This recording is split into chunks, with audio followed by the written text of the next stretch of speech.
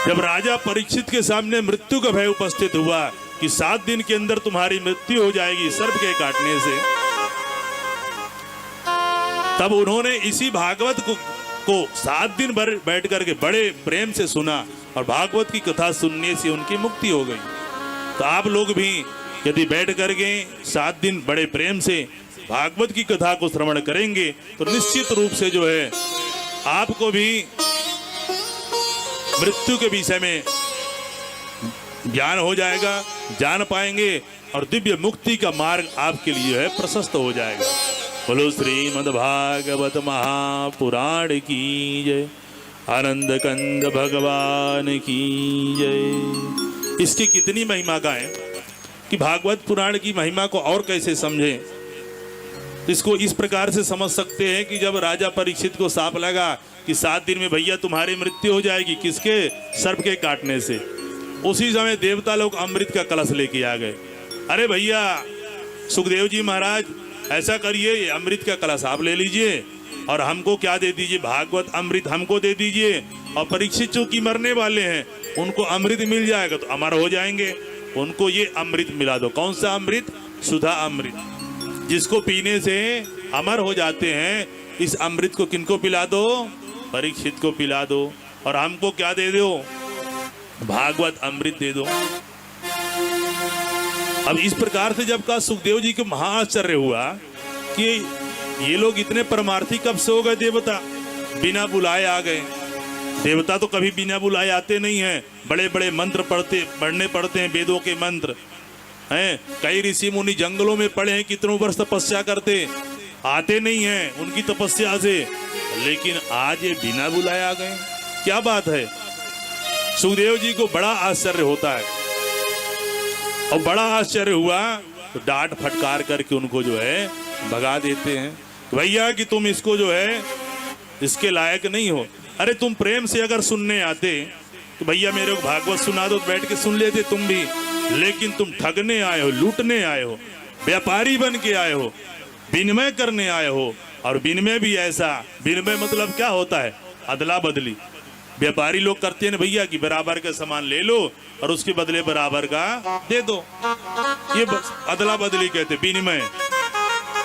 और कोई मड़ी लेकर के कांच दे, तो भैया ले कांच ले लो, ये भी चमकता है, हम तो उसे मड़ी लिए। सरासर ठग विद्या कहा जाएगा, ये तो लूटने की विद्या है।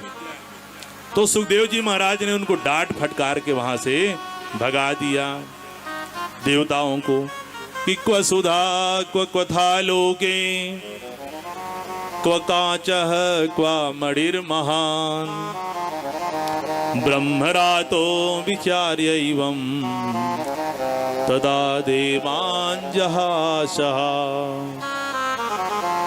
अभक्तास्तांश्च विज्ञाय न ददौ सकथामृतम् श्रीमद्भागवती वार्ता सुराणामपि दुर्लभा। बोले भैया बराबरी में विनिमय होता है, इसलिए तुम जाओ, इसके लायक नहीं हो, तुम लोग अभक्त हो। मेरे को ऐसे ज्ञान मेरे ज्ञान में आया है कि अभक्तास्तांश्च विज्ञाय न ददौ सकथामृतम्। तो सोचिए महाराज बता रहे हैं कि भागवत की ऐसी दिव्य कथा है कि सुराणाम अपि दुर्लभा, ये कथा देवताओं को भी दुर्लभ है। अब आइए तुलना करते हैं भैया कि दोनों अमृत में कौन श्रेष्ठ है। कौन कौन सा? एक सुधा अमृत हो गया, एक भागवत अमृत हो गया। तुलनात्मक अध्ययन करते हैं तो सुधा अमृत किसको प्राप्त होता है? जब कोई बहुत सारा पुण्य करेगा, कोई पुण्यात्मा धर्मात्मा बहुत सारा पुण्य करेगा, मरने के बाद जब स्वर्ग लोक में जाता है उसको थोड़ा सा अमृत सुंघा दिया जाता है। क्या किया जाता है? सुंघा दिया जाता है, पिलाया नहीं जाता। क्योंकि थोड़ा तो एक समुद्र मंथन में एक मटका निकला था, इसलिए कंजूसी से काम चलाते हैं। लेकिन भागवत की कथा को कोई अगर पीना चाहे तो कोई पापात्मा हो, दुष्टात्मा हो, पुण्यात्मा हो, कैसा भी हो, दुराचारी हो, पापाचारी हो, बड़े प्रेम से पंडाल में आए और बैठ करके भागवत की कथा को सुन सकता है। तो सुधा अमृत जो है पक्षपात करता है कि वो पाप किया पुण्य किया है, लेकिन भागवत की कथा जो अमृत रूप है वो किसी से भेद नहीं करता है, अभेदवादी है। कोई पाप किए हो तो सुनो और पुण्य किए हो तो भी आके सुनो। ऐसी दिव्य कथा है भागवत की।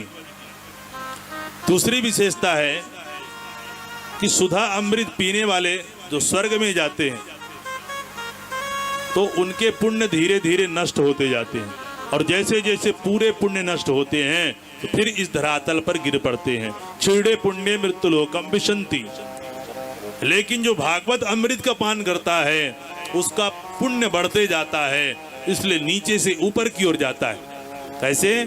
भागवत कथा सुनने वाला नीचे से ऊपर जाता है, लेकिन अमृत पीने वाला ऊपर से नीचे गिरता है। तो दूसरे दृष्टि से कौन सा अमृत श्रेष्ठ है? भागवत अमृत श्रेष्ठ है। तीसरी विशेषता है, तीसरी की अमृत कम है, थोड़ा सा है, लेकिन हरि अनंत, हरि कथा अनंता। भगवान की कथा तो अनंत है, सुनते जाओ, जितना चाहो जी भर के सुनो है। भागवत सुनो, भगवान की भागवत की राम जी कथा सुनो, मैया जी कथा सुनो है, पूरे 18 पुराण सब सुनते जाओ।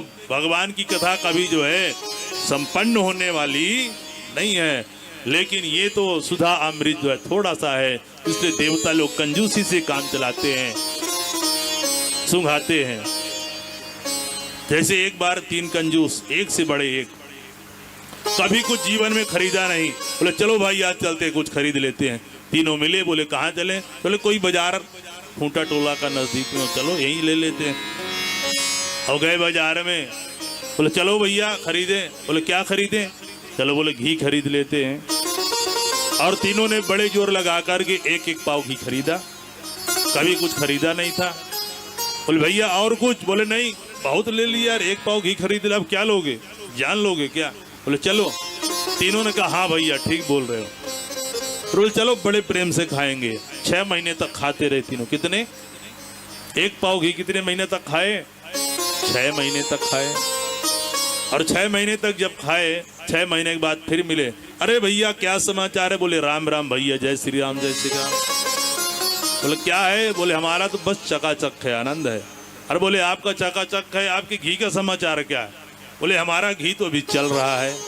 अरे बोले चल रहा है, कैसे चलाते हो भैया?